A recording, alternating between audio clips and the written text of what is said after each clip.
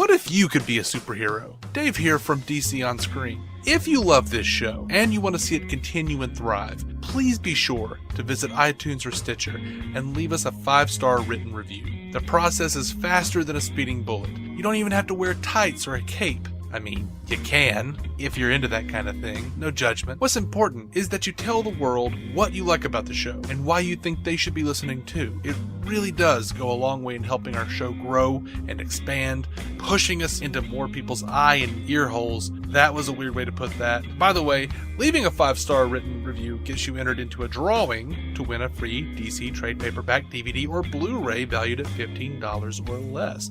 1 in 10 will win and will be chosen through a true number generator on random.org. Think of it as our version of that antiquated sexist moment where the superhero saves the girl and she gives him a little jaw sugar. Alright, begging is over. Time for a brand new episode of DC On Screen.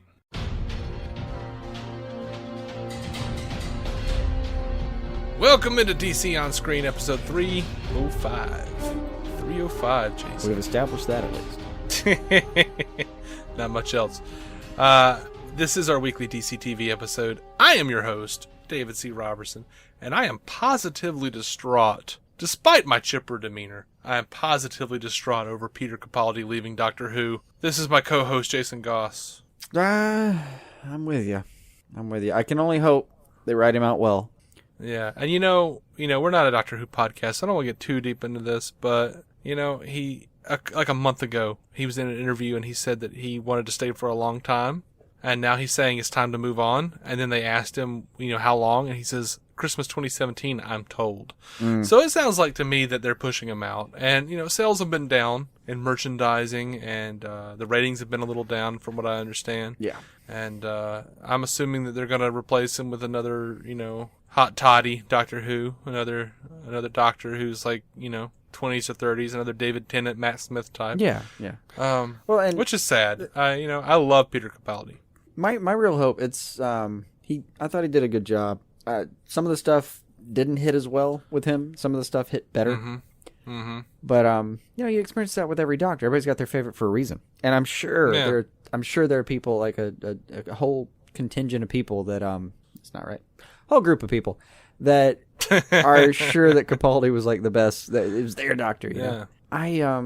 I really, for Capaldi's sake, and I know like he was literally like back in the pen and paper days, he was like the president of his local fan club for Doctor Who, and he loves this character so dearly. So just for his sake in particular, I hope it's at least an amicable ending, that he's not getting straight up pushed out, that maybe there's some closure for him. I'd hate it for him that he loves this character so much and he got to play him and then it's going to end sour. Yeah. That breaks my heart a little bit. Yeah, it does me too. And he's a fantastic actor. I don't think they've given him nearly enough to play with. And I lay the blame on Stephen Moffat. I've liked Stephen Moffat in the past, but recently, last couple of years, he just hasn't been turning out as good as work on Doctor Who. And it's not unprecedented that a new showrunner, which they're getting Chris Chibnall coming in next year, or on the next season at the very least. It's not unprecedented that a new showrunner wouldn't want a wholly new doctor to play with. It's fine. I am sad to see Peter Capaldi go because I think he's phenomenal. Anyway, we're gonna get to DC stuff because that's what we should advertise. Finally actually get to DC stuff. Yeah, right. I just wish Capaldi well. I do. Yeah. I enjoyed him. I won't lie. Kind of want to hug him right now. Mm-hmm. But you know what this means, though? He can show up as something in the DCEU. Go ahead, people. Do your fan casting of Capaldi as it pertains to the DCEU. Yeah. Personally, I'd go with Brainiac. Ooh, that is a weird choice, and I would kind of be down for that. I think those long eyes could play it, man. I don't know. I'd have to think about it. Anyway, starting off with Gotham, Heroic Hollywood got to ask Cameron Monaghan where his inspiration for his version of the Joker comes from. He said, "There was never a moment where I was intentionally cribbing from another actor. More so, I grew up watching other actors design the character of the Joker to me, and obviously the part was paying tribute to the Joker, and so I wanted to know perform at the best of my abilities in a way that it seemed to be paying homage to the character. We get to do a lot of stuff with him that has never really been done with a live-action version of the Joker before, so we were able to have some real fun with him this time around. If anyone was to inspire my performance, it would be Mark Hamill's animated Joker, which I think I might have mentioned to you before, but his portrayal was the only one that I felt comfortable at all taking anything from. And that's because there was going to be such a difference in translating from animated to live action. The majority of my inspiration, when possible, came from the comic books themselves. That is nice to hear. It's amazing to hear. Personally, I think he's intentionally or unintentionally doing a lot of Letscher, though. I think it's just in that growl. I don't think it's so much in the performance. I think the performance actually reeks more of Hamill, but it's the growl of the voice a little bit. And it's not like a growl. That growl was in Hamill's toolbox too. He just didn't pull out as much. Mm-hmm. He was way more dynamic. I mean that in like the sound term. Like he went up and down on volume a lot more. Mm-hmm. And Monaghan does the up and down on volume. I think that's where he comes. Part of what he's pulling from Hamill. But Letscher, I didn't feel like he peaked and valleyed as much with his actual volume. Mm-hmm. But he did have that growl, and he had a wonderful growl. Yeah. I'm still in love with Jerome. Oh, God, yeah. I am. No, one of my deep regrets about... we record the news on Monday nights, and one of my deep regrets is that I didn't get to watch the Gotham tonight. What they're calling the winter finale? Yeah, the winter finale. Yeah. Did you see the white band trailer that they did? No, I saw a trailer. I don't know if I saw anything. I mean, it was just kind of like a trailer leading, like from everything from the beginning of Jerome to now, and then like a little bit of this episode that came out tonight. Oh, yeah, no, I did see that, and it's exciting. It is. Yeah. They even did a thing with David Mazouz, where he reacted to it. And it was kind of fun for a minute, and then I started getting the distinct impression that he was just playing it, like, playing it up, like, ooh, I'm so excited, like, I don't know what's going to happen. I'm like, you read the script, jackass. And he, like, mentions, like, I mean, like, I didn't know they were going to do this when I read the script, and I was like, oh, okay, well, I don't know. Yeah. I saw that and thought, nah. But again, like, this is the problem, is this is our personal problem, sorry. But we record on Monday nights, obviously Gotham airs on Monday nights. So I'm sitting here looking through all these headlines about that kind of thing, and yeah, sure enough, like I want to click on it, but I'm like, fuck it. I just like, well, let's get the news done, get the news recorded, and then if I have any time left before my brain passes me out for a little while, I'll try to sneak in this freaking Jerome conclusion. Right. Yeah. Well. So one of the trials and tribulations of our timing. Right. All right. Moving on to Supergirl. Entertainment Weekly has learned that this year's Valentine episode of Supergirl will focus heavily on Alex and Maggie. Alex will be wanting to spend the day with her girlfriend for the first time, but Maggie isn't a big fan of the holiday at all, which will lead to the couple's first big throwdown. I thought last week was the couple's first big... never mind. Yeah. Maggie will make it up to her by recreating a special evening. According to the picture that's been released, it's special enough for a corsage. So, I'm guessing prom? I don't know. I'm wondering though, like when they kind of pitched it as like the first big hoopla. Yeah. Which is fine. And I can even make sense of like the last week, for instance, where Alex comes back and says like, I can't do this anymore. And then immediately comes back and says, I shouldn't have done that. I want to do this more. And Maggie gives her the like, you only get one speech, but forgives her essentially, and they all move on. To me, that's not a throwdown. Okay, that's not a throwdown. To me, that's not. Like, a throwdown is like you both think you're right and you're willing to fight for it. Okay. And then, a throwdown in a relationship that ends up working, both people have to come to terms on stuff. Right. Like me personally, I would consider a throwdown something like, do we watch American Pickers or America's Next Top Model? Yeah. And I don't even like American Pickers. But you got to stand for something. Or you'll fall for anything. Right. No, to me, it's an honest hallmark of a relationship. Like if you don't get in an argument every now and then, and I mean the light version of an argument. I don't mean, or what do they call it? An active discussion. If you're not in an active discussion every now and then. Is that what we're calling it? Yeah. That's what some therapists call it. Oh God, it's a perfectly useful term. It takes the stigma off the word argument and puts it into a different context. These things are useful when you're actually getting into something like that. So no, I want to call it what it is. It's a bitch fest.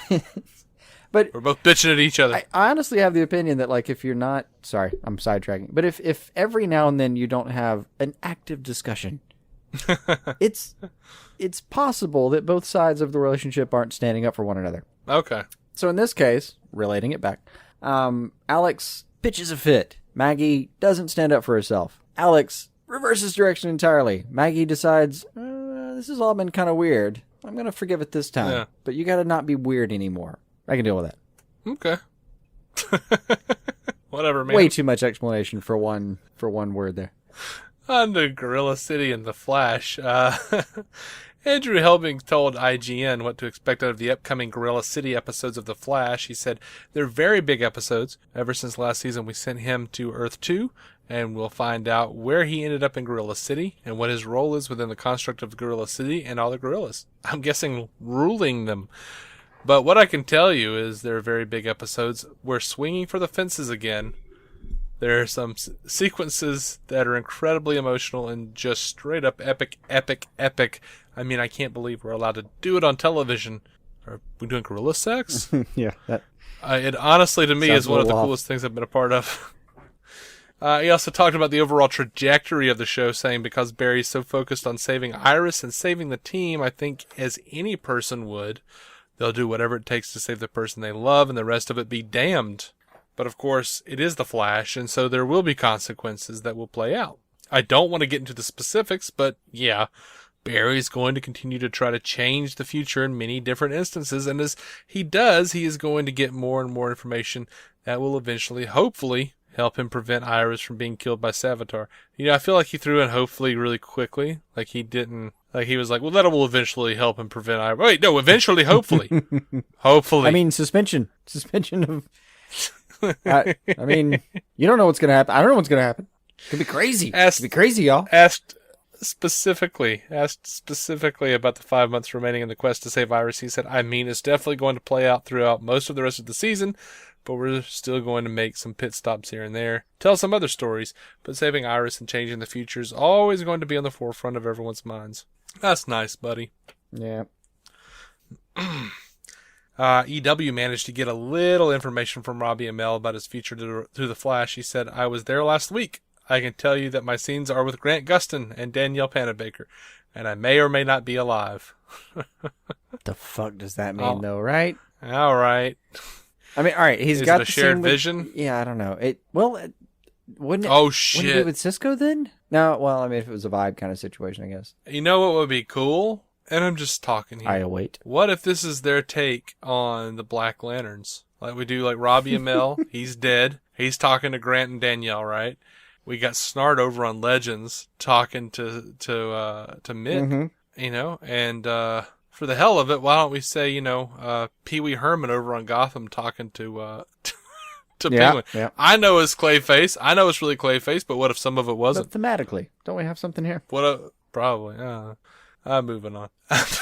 I've been pitching like, come on, man, you could do a Black Lantern situation. I'm just kidding, guys. I know that. You know. One of the reasons I've been pitching it though is because you could do the crossover early in the season where it's very Halloween oriented. You could. I don't think, you know what? Actually, I think I've just thought more through this though. They refuse to kind of kill off characters. Mm-hmm. We don't have enough dead people. I know. To do a real, like, I mean, on Arrow, who's really died? Laurel died. Yeah, but can we make like a Black Lantern Corps out of like the 3 people they've managed to kill off and not revive? Why the hell not? They made a Legion of Doom out of like three assholes. Yeah. Yeah. I mean, let's not kid ourselves. 3 very here, powerful man. assholes. I mean, at least. Well, yeah, 3 pretty powerful assholes. But like, if you did a Black Lantern Corps on Arrow, it'd be like, what would it be? Like Laurel and like that cop Roy killed. Right. I wasn't thinking about that, Cat, but thank you for bringing that up. What do we do?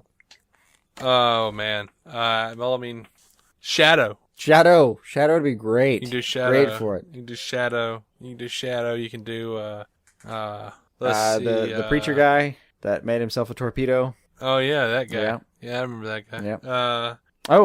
Everybody everybody in China. Oh yeah, everybody in China. Oh, and Eddie. Oh, Eddie. Eddie be a good Eddie addition. Thawne. Yeah. Yeah. Turtle. Roy's livelihood. Turtle. Roy's livelihood. Yeah. And Turtle. Yes. We have a fine Dead Lantern Corps. Yeah. Mark Maron's brother, whatever the hell his name was, I forgot. Not Mark Maron. Shit. Weather Wizard's brother. Oh, right. Mark Martin. Sorry. Guess which podcast I've been listening to? I don't know. Tell me. What the fuck? Don't you remember? Yeah, I'm just kidding. No. Anyway, moving on. Phil Klemmer was talking about the Legion of Doom with TV line. He was asked, how soon will we learn the Legion of Doom's precise need for the Spear of Destiny? Klemmer says, very soon. We have these 3 guys who could not be alone, or who could be alone, not just the sole bad guys of a series, but the lead of a series. So episode 10, airing January 31st, is told from their point of view. We've had them be evil and do evil things, but we haven't really gotten under the skin of why they're doing it. I thought they just enjoyed it. And we haven't gotten to the fact that they're not exactly, right? We haven't gotten to the fact that they're not exactly standing shoulder to shoulder. That's one of the problems with creating an alliance of villains. There is no honor among these guys. Guggenheim on Legends says, and George Lucas, he says, to comic book resources, how the likes of a young George Lucas made his way to the last episode of Legends of Tomorrow. He said, originally it started out with where we were going to time displace Rip, and that came out of a variety of different things, including knowing that Arthur does a really great American accent, and we originally had the idea that he was a video store clerk back in the 80s, and we changed that to the 60s, and one of the writers had the idea that, well, if he's in the 1960s, maybe he's a film student, and another writer had the idea that, well, he could be a film student with George Lucas. Fundamentally, the way we operate on Legends is we always love to go to fun time periods and meet people, like we met Albert Einstein earlier. That's always fun, but what really made the episode come together for us was the realization that maybe George had an effect on Nate and Ray. Maybe by making Star Wars, that is what inspired Ray to become an engineer, and by making Raiders of the Lost Ark, that's what inspired Nate to become an historian. Once we hit upon how it affected 2 of our characters, the character of George Lucas became worthwhile. It wasn't just a gimmick. It was it still was, guys. It wasn't just a little cameo. It became gimmicky. It became this major plot point of what if George Lucas never made Star Wars? What if he never made Raiders of the Lost Ark? What if his beard never became real? Right. What if... How would that have changed the lives of Nate and Ray? That to us became the core nucleus of the episode, and the reason to do the episode. No, the reason to do the episode, and what if he never made Star Wars or Raiders of the Lost Ark, is if we actually come back into 2016 and see what the world would look like if he had never made those films. Star Wars and Raiders of the Lost Ark never inspiring 2 of the characters to become, big nerds who did great things. That's not really, shit, man. It was gimmicky. It just was. Don't pretend that you are not doing what you're doing. It was, Jeez. It was... This was not about what if George Lucas didn't do this. This was about, what if they lost their powers in a stupid way. And we could throw in a lot of stupid Star Wars references. It was definitely designed a certain way. Yeah. Anyway, Entertainment Weekly asked Phil Klemmer about Sara Lance's storyline for the back half of Legends of Tomorrow and where her character is heading. After being an assassin turned responsible time master, he said that really is her season-long struggle. We find her thirsting for vengeance, wanting to kill Dark, and then she's told she can't do that without screwing up the timeline. There's no way of reconciling. Both Dark and Laurel can't live, according to Sara. So for her, it really is a question of, is she going to be the assassin who kills him and gets to go home to having a sister, or is she the responsible time master who does what Rip would want her to do? We haven't written the season finale, so we don't know what she's going to do. Well, that's good. She was also asked whether she would find out. A little disheartening in it, right? She was also asked whether. Or he was also asked whether she would find out that some version of Laurel has returned and said that they have not really figured out a check-in. All right. To me, that at least means that they haven't arbitrarily written one in. That's fair, I guess. I mean, it's better than like... It's shitty that we have to look at it that way, but yeah, I guess. That's better than saying like, oh, we're definitely going to do that. In a way, like, oh, we're definitely going to make that happen is scarier than, we haven't figured out how that works yet. Yeah. I mean, arbitrarily going like, hey, you know it'd be fun, a Star Wars reference. I know. Anyway. I know. Mark Guggenheim spoke to EW about upcoming cameos in Legends of Tomorrow, saying, "We just yesterday made an offer to an actor to reprise their role from one of the other shows in the season finale of Legends. Oh, and in the penultimate episode, we're going to have, I can't be specific about this, but it's one of the most fun things I think we've ever done on the show. A character from one of the other shows on Legends in a way that you've never seen before. You may never see again, but will, I think, just send fans into squeals of joy." We'll see less about ambiguously. Yeah, less ambiguously, he stated that we're going to be seeing the Black Flash on Legends. He also mentioned that Lily Stein will be showing up again soon. No word, though, on the mysterious cameos toward the end of the season. And I also heard that they were going to bring Black Flash and all the other shows, too. Yep. A little bit of that happening. Yeah, squeals of joy.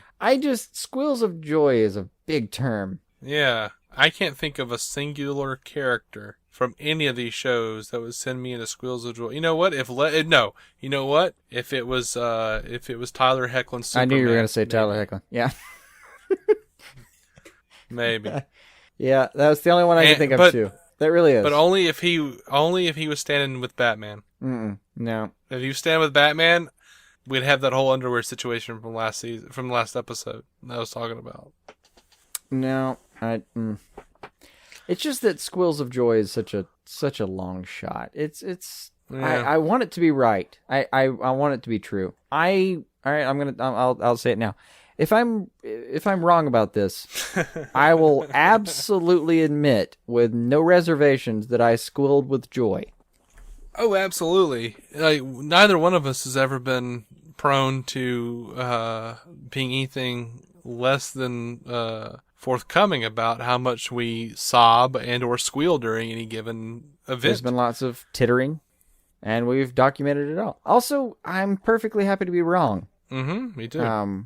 Especially in cases where, like, the beauty of being a cynic is when you're wrong, it's a good thing. So, in that sense, I've always been happy to be wrong. And right.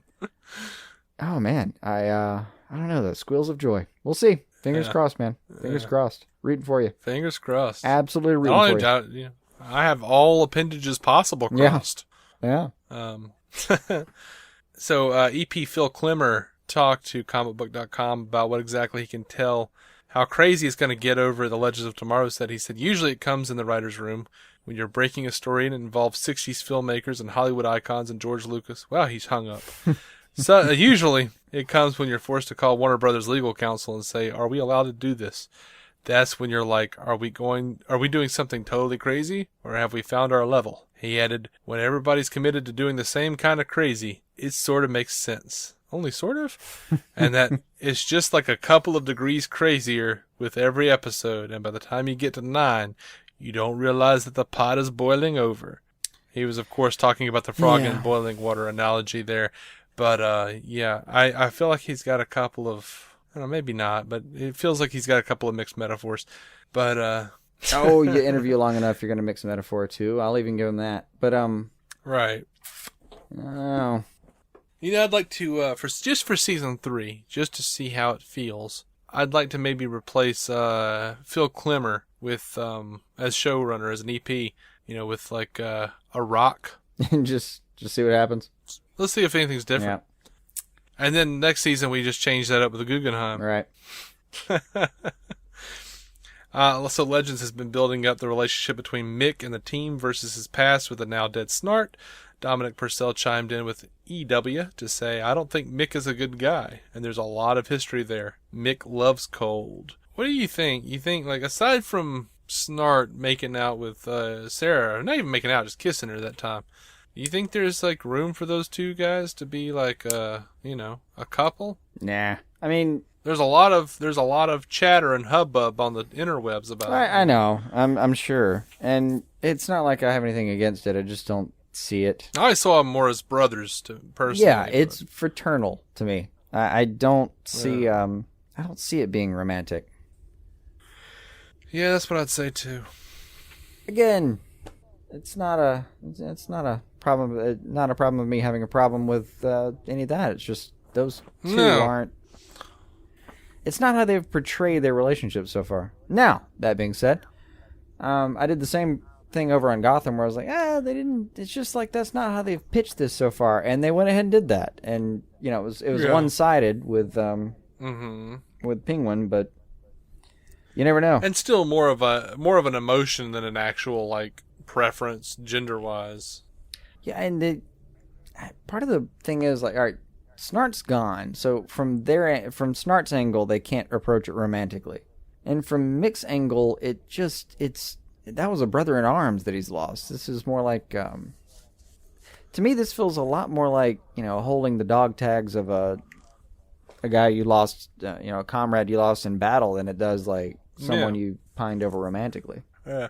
Like I said, I've seen a lot of stuff online. Just wanted to get your take on it. That's where I stood on it as well.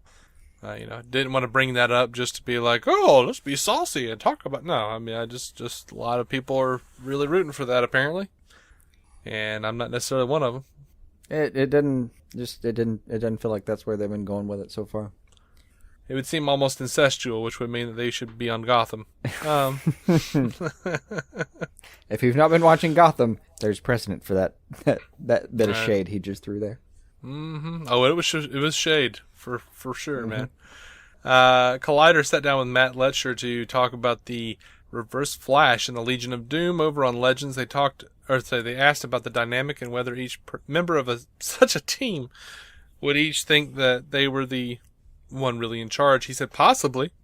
I won't speak for Neil or John, but at the end of the day, they do understand that Eobard is the man with the plan, and not just with the plan, but with the knowledge of the Spear of Destiny, how it works, and how we're going to reclaim it. They each have their own need for this particular item that's different from everybody else's, but they clearly recognize that Eobard is the one with the plan to put it all together. All right. And Guggenheim up on Arrow. Yeah, right. I mean, they don't have many episodes left in this season, so they better get it together quick. Bring it in, guys. Bring it in. Mark Guggenheim talked to Entertainment Weekly about all things Arrow, of the new character Tina Boland, the one who has the canary cry, and the fan speculation. He said, it's funny. I don't want to tease too much about her. There's a lot of stuff that's out on the internet in terms of casting breakdowns, which I hate talking about because a lot of the casting breakdowns we release are false because we know how they leak. Touché. So, right there, in case anyone wants to get mad at us for saying so, Guggenheim just admitted he's a liar. Yeah. He also talked about Diggle's storyline, saying that coming into the second half of the season, we felt a very strong impulse. Ooh, impulse? Is that a clue? Bring it back, man. Bring it back. We felt a very strong impulse to basically bring the whole General Walker storyline from the beginning of the year to a conclusion. There's a reason why we returned Diggle to prison, and it's all set up that will be a climactic episode. We've dedicated basically a whole episode to resolving the General Walker storyline. What's nice about the episode, that's episode 12, is that it ties into Oliver's Russia storyline, it ties into Felicity's storyline, and it even echoes back to the Diggle storyline with his brother last season. So a lot of threads are getting tied together, and some threads get tied up in that 12th episode. He was also asked about whether Oliver will be able to help Felicity with her recent forays in the dark, or whether she will push people away. He said, I don't think she's really pushing everyone away, but she's definitely on her own path. The best answer to the question is neither one or the other fully. Oliver for sure will be trying to not help her, but give her some guidance. In episode 12, both Diggle and Felicity, for different reasons, are flirting with some darkness in their lives. Oliver basically, in this really great moment, tells both Felicity and Diggle, look, I'm basically a dark dude, I do bad things, but that ship has sailed with me. The whole reason I am aligned with you guys is because you guys are fundamentally just better people. You guys are more moral than I am. Part of the fun of that episode is seeing how that advice to both Diggle and Felicity operates on them. It's not necessarily going to operate on them in the same way. He finished up talking about Susan Williams' investigation of Oliver's Russian past, saying there's going to be a very cool and awesome payoff to Susan's investigation of Oliver. That payoff is going to come sooner than you think. In other words, it's going to come sooner than the season finale. That's not what I was thinking at all. What were you thinking? Any day now. Honestly, that was my thought. I was like, meh, who knows when that'll show up? Any day now.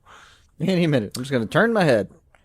Yep. Guggenheim also talked with Access Hollywood about Felicity's budding dark side. He said, we're not turning her into a dark, brooding vigilante. We're doing it in a way that honors who the character is and honors the things that people like about the character. But yeah, we're going to have Felicity flirt with a darker storyline than we've typically done with her. We're already sort of written scenes where we haven't shot them yet, separate scenes with Oliver, Diggle, and Curtis specifically, that they're all trying to sort of reach her in their own way because they all really care about her. Wendy Mericle had a lot to say to E! News about what's coming up on Arrow. She talked about Felicity's journey, saying Malone's death is going to deepen her understanding of what he went through, and it's also going to deepen her as a character, which was honestly the primary goal of telling the story. We always are looking for ways to give her more story and more autonomy, and this is a way to do it. She's trying to have an outside life in some ways in Season 5, independent of the team, and we're going to end her, I think, in a very interesting place. I don't want them to end her. And Detective Malone's death is really the kickoff of that journey for the back half of the season for her.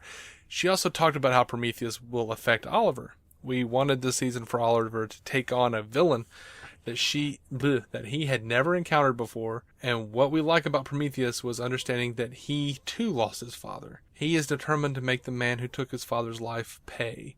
We wanted someone to be as close in his backstory to Oliver as we could create. She added that there are a couple more surprises in store, and that Prometheus is Oliver's true dark mirror. About what to expect for their showdown, she said, for us is a different way of fighting. It's not going to come down to him punching or killing Prometheus necessarily. What it is going to come down to is a very psychological need for Oliver to accept the last 5 years and everything he's done, good or bad. Finally, she talked about Laurel's return, saying, I feel that we sort of hinted in the promo, not necessarily that it's Black Siren, but we hinted that, as usual, with what we do on the show, as we bring people back and we don't bring them back, is always a surprise.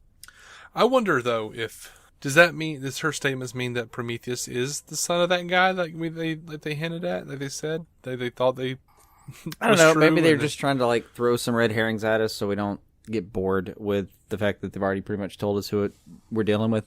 Mm-hmm. Possible. I'm still kind of having fun with the theory that maybe it's just another Oliver, literally another Oliver. Yeah. And then something about the way they've been pitching it this week, where as you're describing it, how much Felicity stuff are you hearing about, the darker Felicity, and some part. Wouldn't it be kind of fun if it was another an alternate Felicity? That'd be weird, man.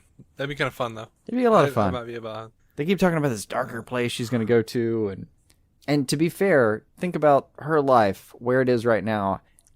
That she probably would have had a much more, I don't know, minimally a much more pleasant life before Stephen Amell's Oliver Queen entered her life. Mm-hmm. It has brought darkness to her, I somewhat feel that the Felicity, as much as they've talked about Felicity getting darker, I somewhat feel that it's going to be almost a non-issue over the course of the series, or the season, I guess I should say. I don't know why I'm turning British, but whatever. But, too much damn Doctor Who. Right. Mark Guggenheim teased via Twitter that doesn't sound right.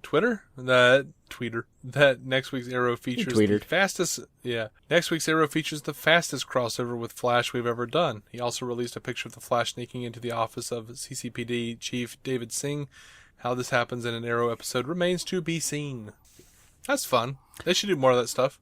It is it's a cute thing though, right? It's a little side bit. Nothing really to it. Just by the way, the Flash helped with this. Mm-hmm. We're all still in the same universe, and it cost us about half a second. Right. 3 days of shooting, though. 3 days of shooting, seriously. But half a second of screen time. Guggenheim talked to comicbook.com about the absence of Artemis in the show. He said, on Arrow, he said, it has sort of played out like we haven't seen the last of Artemis, but at the same time, there's not a lot for us as writers or the characters to do with the fact that Artemis betrayed them. It happened. It's sort of over. And they've got some other bigger problems that are coming their way. You haven't seen the last of Artemis, but in the short term, we've got some other fish to fry. He also talked specifically about how the Artemis reveal affects her unfortunate sparring partner, Curtis, saying it actually spoke to her storyline. It also speaks to Curtis's storyline, and you'll start to see this more in the mid-season premiere. If you've been watching the first 9 episodes, he does have a tendency to get his ass kicked, as we kind of promised. As far as I'm concerned, turning Curtis Holt into a superhero is probably the biggest turn we've ever done on the show, even more so than turning Laurel into the Black Canary.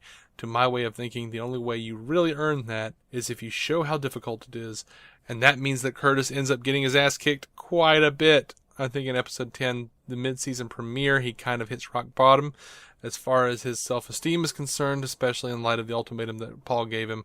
Starting with episode 10 is his turn, I think, really towards more of the Mr. Terrific that we know from the comics. So I think we've already hit that, haven't we? We've already seen that. Yeah. Yeah, we saw the first seeds of darkness come out of him. Mm-hmm. And apparently we haven't seen the last of the Havenrock storyline on Arrow, according to Guggenheim. He was asked about the Havenrock story, and particularly how rare it was on a show like Arrow for Rory to forgive Felicity so quickly. He said that's exactly right, and that's exactly why we didn't do that. In fact, when we were in the room, I was very much like, God, the last thing I want to do is... He then trailed off, but eventually continued, it's a story we felt we owed off of the end of last year, and particularly once one of the writers had pitched the idea that Rory was from Havenrock, and that his rags had protected him, and that seemed really interesting to us. Once we hit upon that, we definitely realized that we were headed towards some sort of revelation between Felicity and Rory, and I was very much like, how do we make this interesting without relying on what has become a trope of character flying off the handle and screaming at a person? What was great was that Joe's performance really sold what was a tricky acting beat of striking that balance of more disappointment than rage. Obviously, we wrote in that direction, but it really took Joe and his performance, and I give Emily props as well. It required both actors to really sell the needle we were trying to thread. He went on to say, by the way, we haven't seen the end of that story. I mean, obviously we've gotten the secret out, and Rory and Felicity have aired their feelings about it, but we're actually going to revisit it in episode 12. Wow, episode 12 just really, oh my gosh. Episode 12 draws... Next week? Draws together a lot of threads from the first 11 episodes of the season, well, one would think. And it ties off some of them, and it just connects different things that weren't previously connected. But one of those threads is going to be this Ravenhawk situation. And I think hopefully, if we've done our job correctly, just the fact that we're revisiting Havenrock, and then the way we do it with respect to Felicity and Rory will be surprising. Not sure what he means with that, but Me I'm either. kind of curious. I admit, though, that I think we talked about this before when we were talking about the fall finale. Mm-hmm. Or well, it was a few episodes before that. Anyway, so the confrontation between Rory and Felicity we thought was refreshing, if I recall. It was nice that it didn't get all diggle and some combination of self-hatred and misplacement of blame on others. And it was a different tact than Arrow normally takes. I was kind of refreshed to hear that he was aware of that, I guess. Yeah, me too. But I have no idea what the hell they're talking about with like wrapping up their story in a surprising way. I don't know what to... I don't even know how to speculate about that. Well, if you did, it wouldn't be surprising, Jason. I mean, you make a fair point, but go on. Katrina Law, who plays Nyssa on Arrow, had a lot to say about what she would like to do with her character coming up. She prefaced herself with comicbook.com by saying, I'm not allowed to tell you anything under the threat of death from Mark Guggenheim. When I found out they were casting Talia, I emailed Mark and I was like, please, please let us have a sister showdown, because my inner nerd was just kind of exploding because of this. Anything like the comics, I know that my character basically kills Talia 50 times and just keeps dumping into the Lazarus pit so she can keep bringing her back and get her onto her evil ways. I don't think that's going to happen in Arrow, the television series, but one can always hope. But if not a contentious relationship, then maybe one where they're like standing back to back shooting arrows. That'd be pretty cool. Yeah. Don't you make a doomsday, though, if you keep doing that to somebody? Well, I don't know. I mean, or just an insane old man who tries to kill Batman. You have to actually throw him into the hearts of suns and shit. You can't just beat the crap out of him over again. Right.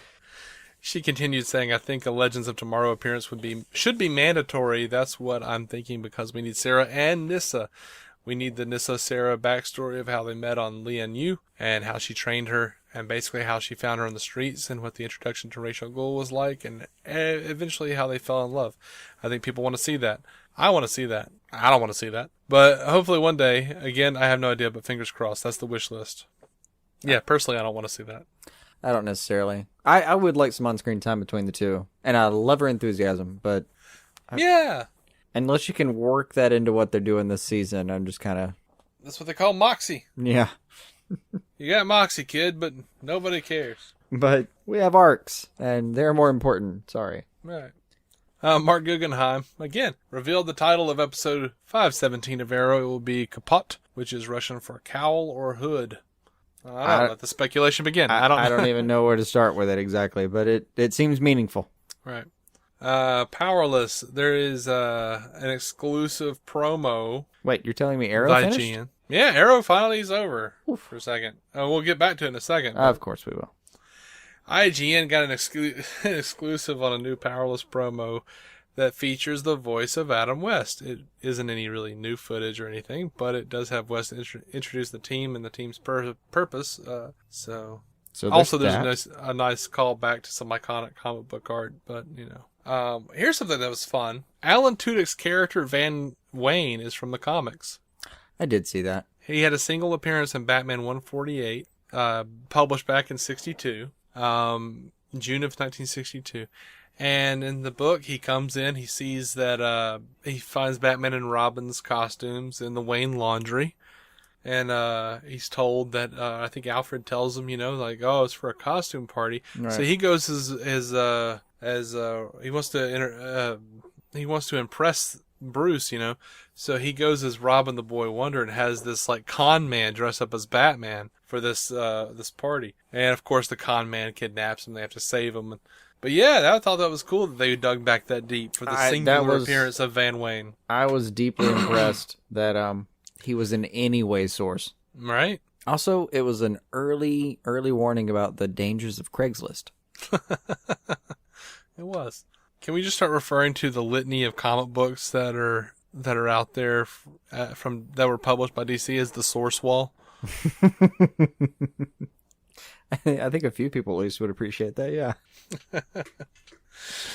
I don't know. I've never seen that before. Is it part of the source wall? Yeah, okay. I'm looking at you, Squadcast. You guys are usually the ones that pick up on that stuff. Right. Pat us on the head. Tell us we're good boys. Hey, Squadcast, can you bounce that against the source wall, see if it sticks? Very much appreciate it. So Arrow took a real dip in the ratings in its premiere. It tied its all-time low in its demo. And had its second worst showing in ratings so far. You know what this is? You'd never say that you've renewed all the shows. No one cares. No one's trying anymore now. They're like, oh, it'll be renewed. I'm not even sure what... I don't know. I don't know what effect happened. I really don't. Now, to be fair, the other demo dip was against Game 7 of the World Series. And this week's lack of rating had to compete with Trump's first TV interview. That's... I mean, all right. With Arrow, I get it. I understand where that happened with Arrow, but the others... Yeah, the Flash and Legends both suffered from lower ratings than average. Flash dipped below the 1.0 mark for the first time ever and lost about 400,000 in ratings. Those were both series lows. Legends dropped a little from the fall finality, but only one demo point.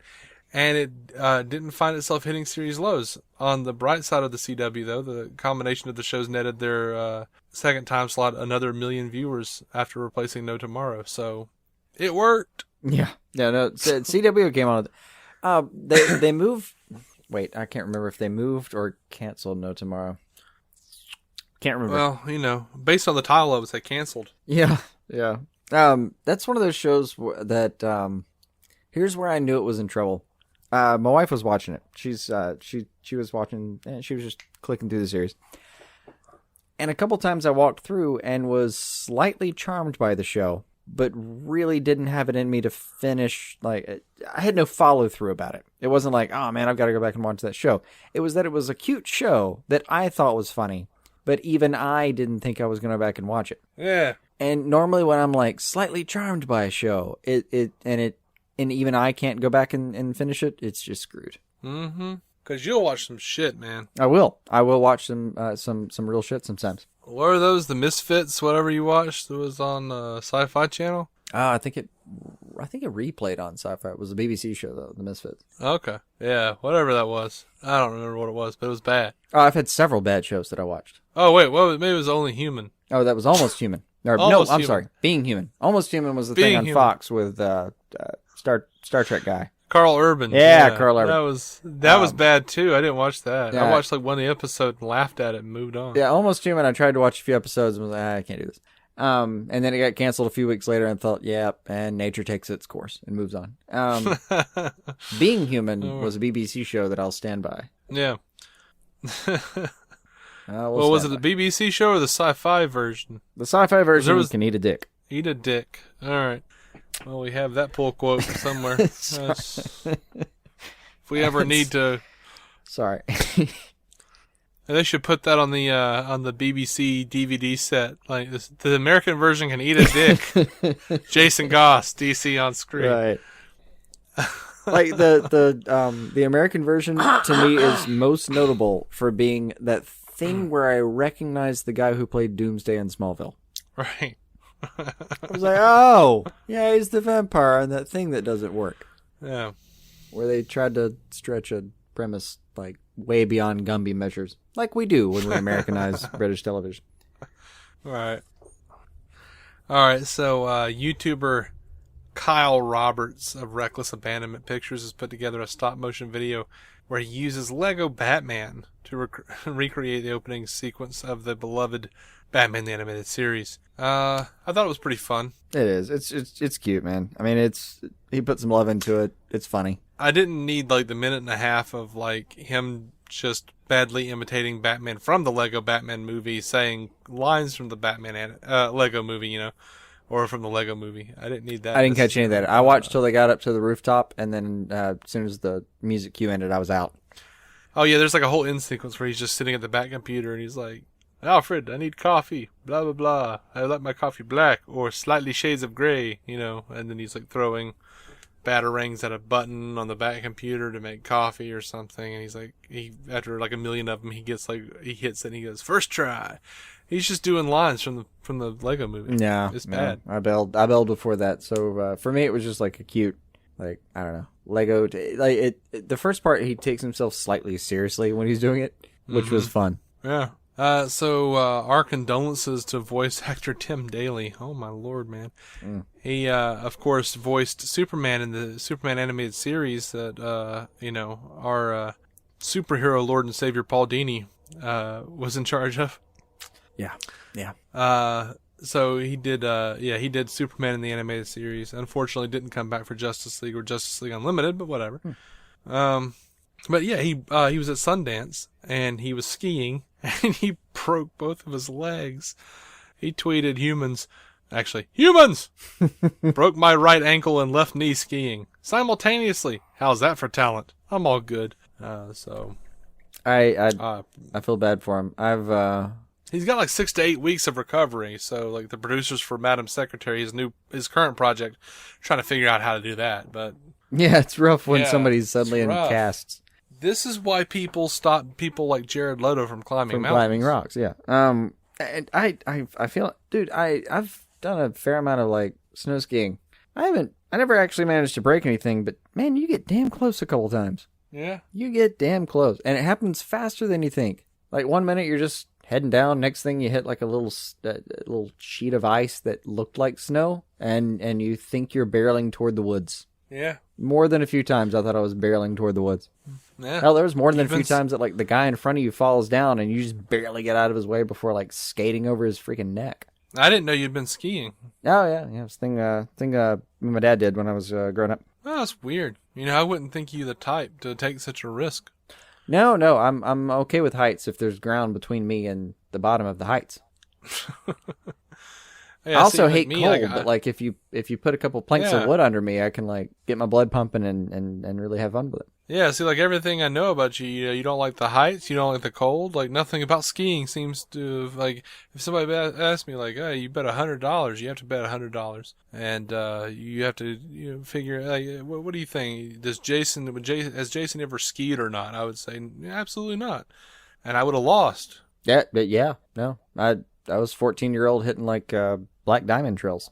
You're an enigma. Yeah, I forget how many gradations there are, but I remember being up at Black Diamond Trails thinking like, I finally made it. Those were the particularly windy ones that were very high. Okay.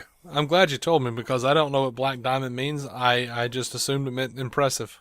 So there are worse. Certainly so many worse, but like for what I could get to in my time. I haven't been in years, but I could tell. You know how I can tell you haven't been in years? Because you've known me that time, and I haven't fucking gone. No, because you're still using the outdated, antiquated, racist term black diamond instead of African American diamond. Right. No, and blood diamond's probably a problem too, right? We should change that. Oh, that's just gross. It's not racist. Yeah. Oh, okay. Right. African American surreptitiously acquired gym slopes. No, I don't know how to feel about any of this. Is that where we ended up with that? Yeah, I don't know. I did enjoy the sport, though. I'm sure someone enjoyed the crap out of the sport. And to whoever it was, those, I want to say 3 times where it was me who fell, and the guy behind me narrowly avoided running over my neck. Right. Thank you. I still enjoy walking as a result of that. I appreciate it. Yeah. Man, you won't get me on a couple of those things, man. I don't even, like, just wearing, if I'm going down a steep hill that has stairs, I start getting scared, I think I'm going to slip off. It's weird. I feel you there. Somehow I just got comfortable. What fucks me up more? The going down, no big deal. The going up is a problem because you have those chalets. Not chalets. Uh-huh. God, it's been too damn long. Anyway, the ski lifts or whatever.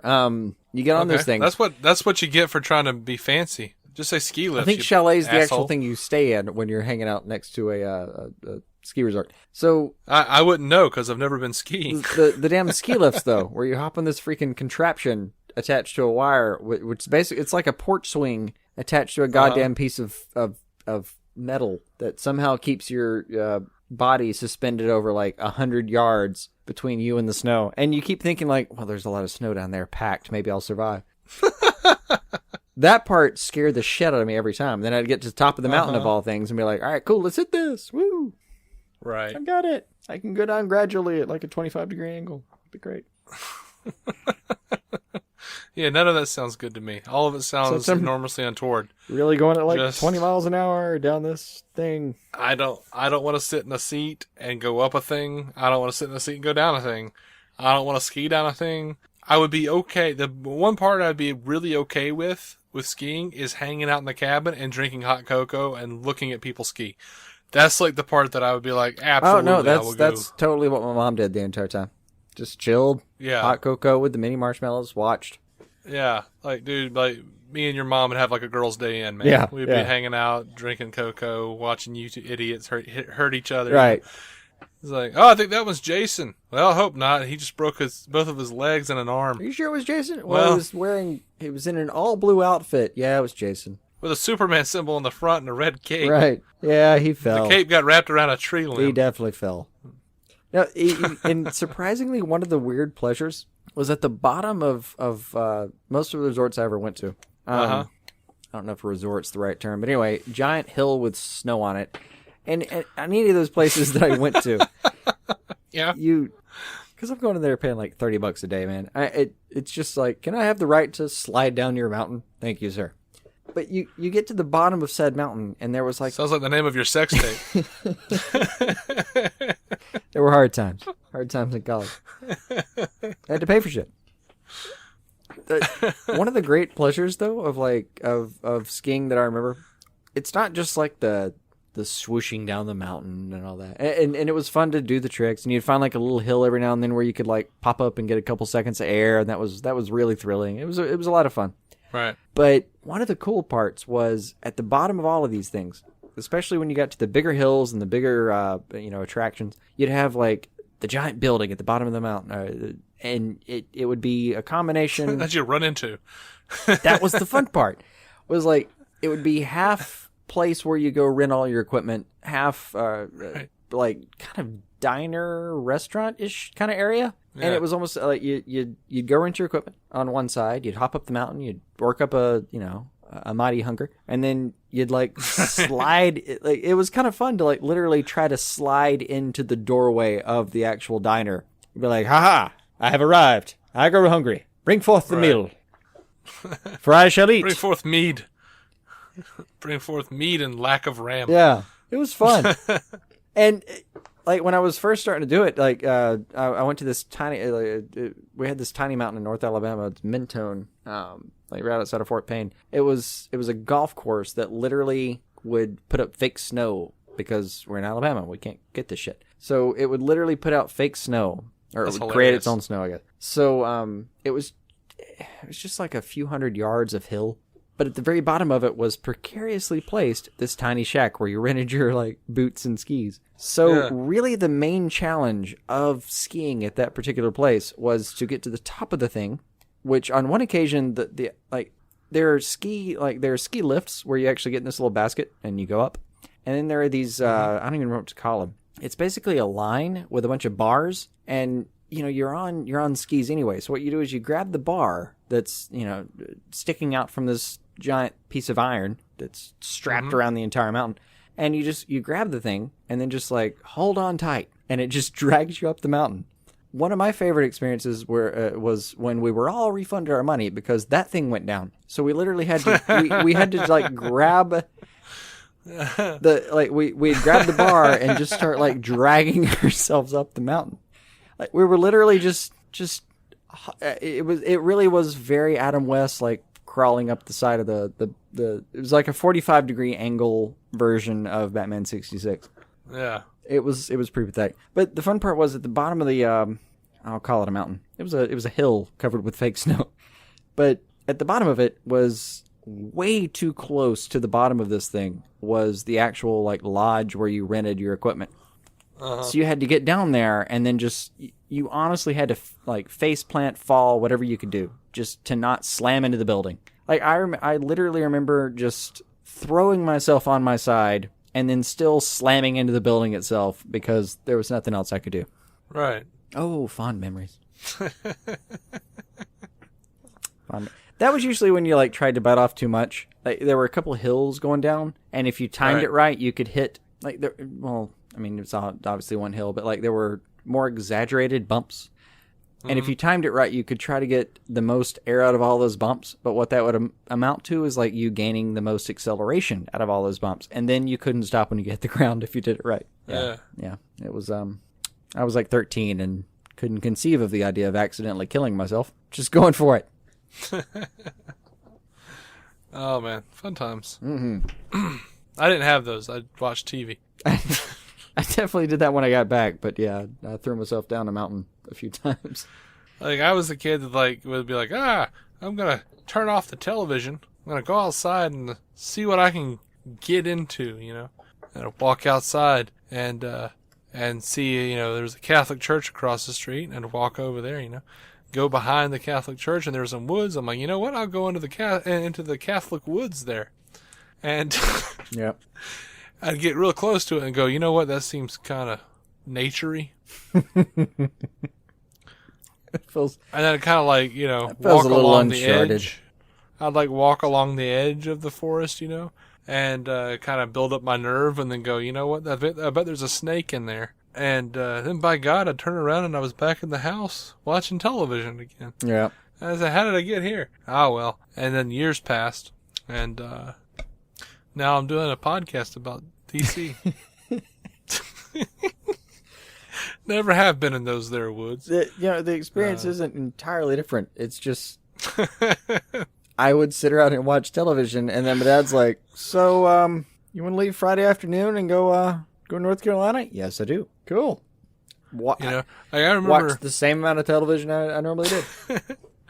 I went up to. I remember I'd go and hang out with Matt Carroll of MCU Cast, and we'd go up to Prattville because that's where he lived, and we would go walk, and and it would be just it would be a slow, non-heart racing walk. We're just walking, and one time I almost fell down a thing. Probably would have broken some bones. It was some sort of a ditch. I don't know. That was about a ravine, I tell you. It was a goddamn gully if I've ever seen one. Well, we started walking in like this ditch, and like the walls of the ditch kept getting higher. We were like, well, it's gonna be dark, but if we go back the other way, so like he was like, we'll just climb up, and so he climbed up, and then I started to climb up, but the little steps that that he had gotten on were a little there. Well, they weren't strong anymore. So I go to climb up, and the shit falls, and I start to fall, and I was hanging, and he was trying to pull. He was holding onto a fence, and trying to help me up. And I thought, I'm never going outside again. I've learned my lesson. I'm done here. I do. I think I remember screaming out, "This was a fool's errand." Of course. Or maybe that was just in my head. I don't know. It's hard to tell these days. Maybe all I yelled was, "Damn it, Matt, pull!" Yeah. Don't let me go. I'll probably sprain an ankle at the very least. I'll die in the 7.5 foot drop. That will happen gradually across a series of rocks. It was more than a 7.5 foot drop. I was still like 6 foot at the time. I had already had my growth spurt. Right. I mean, it was probably like second story level. Okay. All right. It was a little frightening. It was, I still was young enough to have the gumption. I think to we I are could getting climb to something ravine like that territory safely. then. Yeah. Wow. It was ravine-ish. Matt's going to text me and be like, it was not that big. Valley? Matt's going to text me, but like, it was totally like 2 rocks. Like it was 2 rocks. He tumbled for about 4 feet. Your feet were on the ground while you were screaming for me to help you pull you. I'll never survive the fall. You're standing. I'll never survive. It was like when I used to go swimming, and they put me in the deep end, and I'm like, I can't touch the bottom. And they're like, your feet are on the bottom. What are you talking about? I'm like, I'll drown. Yeah. Damn it, Dave. What do you want to do? I want to go watch Batman. All right. You boring shit. I had a very different upbringing in a lot of ways, man. My version of the deep end was like, oh, you can't swim? Here. Tossed my ass in. Oh, they tried that. I have no recollection of this, and I don't actually know the people involved aren't around to tell me anymore what my disposition was, but apparently I made it to the other side. I don't know if I got out and went, oh, it was fun. Or I got out and went, oh, you could all fuck yourselves. That was terrible. I remember very vividly, I was standing on the edge of the thing going like, oh, I'm not going to get in there. And then someone pushed me in. And I was cell phone that way in high school one time. And then someone decided they had to go get me because I wasn't coming out. I was just like, oh, this is how I go. I'm just sinking to the bottom of this thing. Were you bothering to flail? Like, what were you doing? I think I was still in shock from having been pushed. Oh, okay. At no point, no juncture, it was some asshole kid, at no juncture did I think that like, oh, I'm going to be pushed into this thing. And I was still pretty young. I still have a tendency to flail. I was only about 25, You'd be surprised. You'd be surprised how good a survival instinct flailing is. I have no survival instinct. I was just like, oh, well, it's time. Yeah. This is how I go. In a deep wash of warm water. Right. What's happening? I'm like just sinking, going, By in a way it's hand. poetic. This is how in a way it's poetic, I suppose. Back to the water from whence I came. A bad place to get existential? Underwater. While you're sinking? Yes. Yeah. Of course, like, I was actually, like, coming back to the surface. I was floating, and my head, like, all I had to do was, like, move my head up, and I could have breathed, and I was just like, I'm dying. I was seriously, like, 7 or 8 years old, man. Anyway. We should wrap this up. Oh, God, yes. We are DC On Screen. You can find every episode at DCOnscreen.com. Are we still DC On Screen? For God's sake, I think we just did. I think we just created another offshoot. That went way beyond Batwieners. I don't know, but I'm going to do some editing and rearrange it a little bit, I think. But Oh. Or maybe not. Blessed be the listeners. Blessed be the listeners. We got good comments from some of that post-credit stuff last week, so maybe. I don't know. We are DC On Screen. You can find every episode at DCOnscreen.com. We are proud members of the Giant Size Team Up Network, GiantSizeTeamUp.com. Proud members of the Batman Podcast Network as well. You can go find us on DC On Screen, Twitter or Facebook, all of those places where you can talk to us and tell us how we're jackasses or how much you love us. We like the latter a lot more. If you want to maybe win a trade paperback, Blu-ray, or DVD valued at $15 or less, give us a 5-star written review, or just a nice one. I've realized that the Feedly account that we check for all the reviews don't actually tell us how many stars we get. So as long as it seems nice in the review, we're going for it. I'll throw you in. Yeah. What a kindly worded 1-star review. Right. I would accept it. Anyway, we love you guys. We will be back with more reviews, for recaps and reviews, and then another news episode and stuff. I don't know. Unless we decide not to do a news episode, which may be a thing. I don't even know. Dear God. But anyway, who knows? Until then, guys, keep some DC on your screen.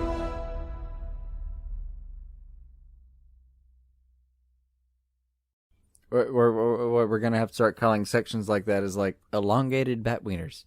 Check out this extended section of Batwiener. Are you ready for a rewarding career in the electrical industry? Quality Electric of the Coastal Carolinas, QECC, is looking for qualified electricians and electrical helpers to join its Charleston team. QECC offers guaranteed full-time hours, make up to $30 per hour with possible performance bonuses and career growth opportunities. Enjoy benefits like health insurance, dental and vision coverage, 401k plans, and more. If you're a motivated, experienced electrician, this job is for you. QECC is an equal opportunity employer. For all job inquiries, send email to hr@qeccinc.com.